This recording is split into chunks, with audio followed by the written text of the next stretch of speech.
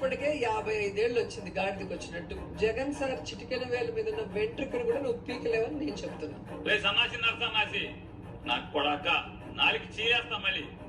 పవన్ కళ్యాణ్ సైతం బతమని చెప్తున్నా. వారిలా నలుగురిని పెళ్లి చేసుకొని politics is really very dangerous.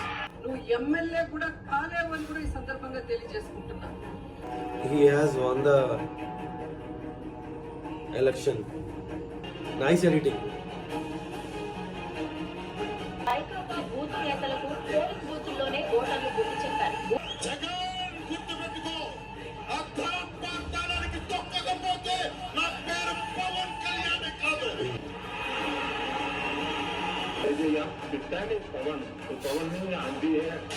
आंधी है. Goosebumps.